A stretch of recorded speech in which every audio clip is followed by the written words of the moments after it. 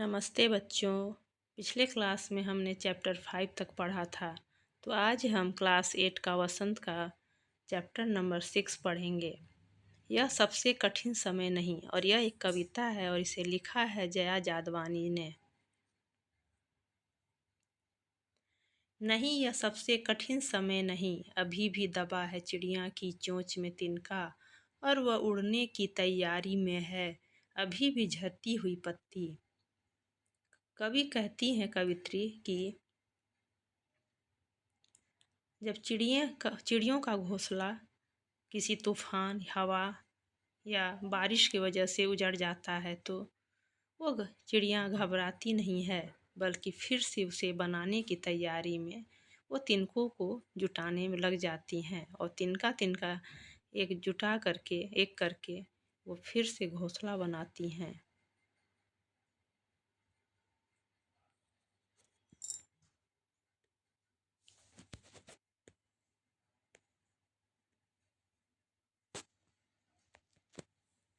थामने को बैठा है हाथ एक, अभी भी भीड़ है स्टेशन पर, अभी भी एक रेलगाड़ी जाती है गंतव्य तक।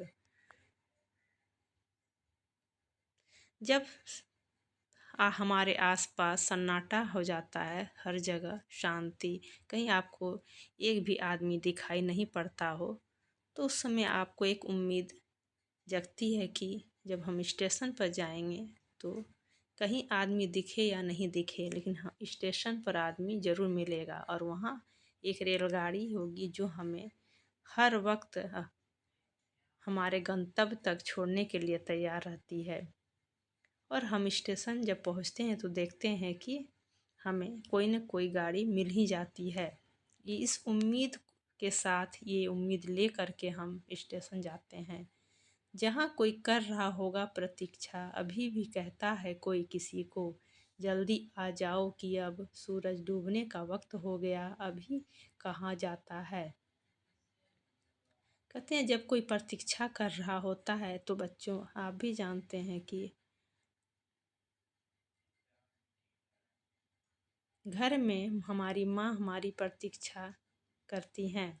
हम जब स्कूल से आते हैं या फिर खेल करके आते हैं तो हमारी प्रतीक्षा कर रही होती हैं, और वो हमेशा कहती हैं घर से निकलने से पहले कि खेलने जा रहे हो, सूरज डूबने से पहले घर आ जाना, वरना अंधेरा हो जाएगा। पढ़ने जा रहे हो, सूरज डूबने से पहले आ जाना।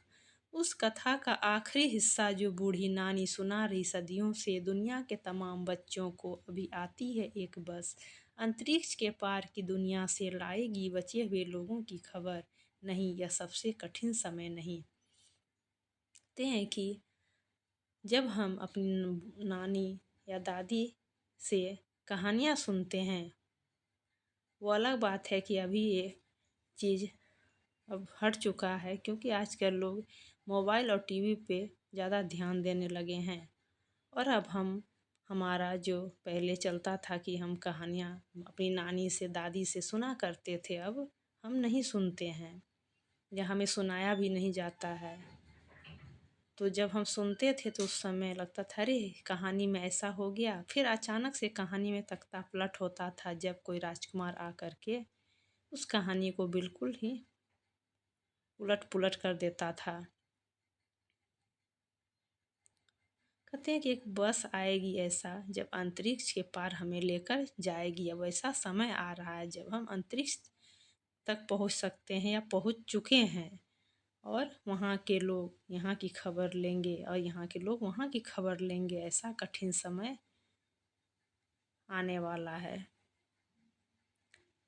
तो ये तो थी कविता। अब इसके कुछ प्रश्नों पर एक नज़र डालते हैं।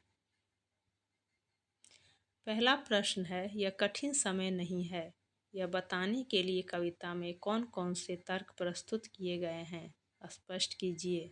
तो इसका उत्तर होगा कि यह कठिन समय नहीं है। ऊपर हमने जो कविता पढ़ा है उसके आधार पर आप इस प्रश्न का उत्तर लिख सकते हैं। अगला प्रश्न है, चिड़िया चोंच में तिनका दबाकर उड़ने की तैयारी में क्यों है? वह तिनकों का क्या करती होगी? लिखिए। तो इसका उत्तर होगा कि चिड़िया चोंच में तिनका दबाकर उड़ने की तैयारी इसलिए कर रही है क्योंकि उसके घर या उसका जो घोंसला था उसे किसी तूफान बारिश ने नष्ट कर दिया है। तो वो फिर से हिम्मत कर जुटा करके वो अपना घोंसला बनाने के लिए तैयार है। वो हिम्मत नहीं हारी है और उन तिनकों से वो फिर से घोंसला बनाएगी। अगला प्रश्न है कि कविता में कई बार अभी भी का प्रयोग करके बातें रखी गई हैं। अभी भी का प्रयोग करते हुए 3 वाक्य बनाइए और देखिए उनमें लगातार निरंतर बिना रुके चलने वाले किसी कार्य का भाव निकल रहा है या नहीं। तो इसका उत्तर होगा कि अभी भी का प्रयोग करते हुए हमें वाक्य बनाना है। तो जैसे है कि हम अभी भी अपने गुरुओं का आदर और सम्मान करते हैं। हम अभी भी गांव में या हम देखते हैं कि गांव में अभी भी कई मील चल कर के बच्चे स्कूल जाते हैं। तो इस तरह आप वाक्य बना सकते हैं।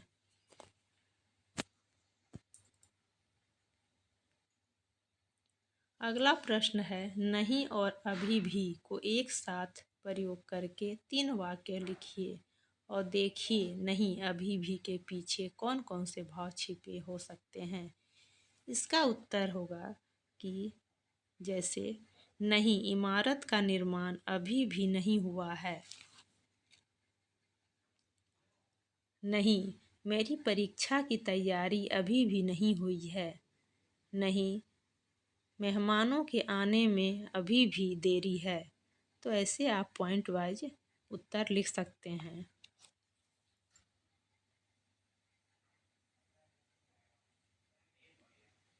एक प्रश्न है आप जब भी घर से स्कूल जाते हैं कोई आपकी प्रतीक्षा कर रहा होता है। सूरज डूबने का समय भी आपको खेल के मैदान से घर लौट चलने की सूचना देता है कि घर में कोई आपकी प्रतीक्षा कर रहा है। प्रतीक्षा करने वाले व्यक्ति के विषय में आप क्या सोचते हैं अपने विचार लिखिए। तो आप जब भी घर से स्कूल जाते हैं तो आपकी प्रतीक्षा बच्चों कौन करता है। आपकी माँ ही कर सकती हैं। घर में आपके आने की प्रतीक्षा बड़ी बेसब्री से माँ करती हैं।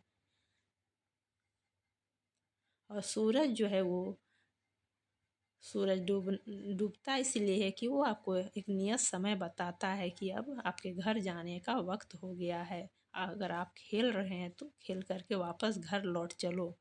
अगर आप पढ़ने गए हैं तो पढ़ के वापस घर की ओर प्रस्थान करो। घर में कोई आपकी प्रतीक्षा कर रहा है इस बात का संकेत सूरज देता है। और है कि प्रतीक्षा करने वाले व्यक्ति के विषय में आप क्या सोचते हैं। तो आपको लगता होगा ना कि माँ जब सुबह उठती हैं तो हमें जगाती हैं स्कूल जाने के लिए, फिर हमारे लिए टिफ़िन बनाती हैं और हमें तैयार करके नाश्ता करा करके हमारे टिफ़िन पैक करके हमें स्कूल पहुँचाती हैं। फिर हमारे स्कूल से घर वापस लौटने का इंतज़ार करती हैं और हम घर आते हैं तो फिर हमारा खाना रेडी रहता है और हम खा पी करके सो जाते हैं। फिर शाम में हम खेलने निकल जाते हैं। तो इस तरह आप इन प्रश्नों के उत्तर लिख सकते हैं।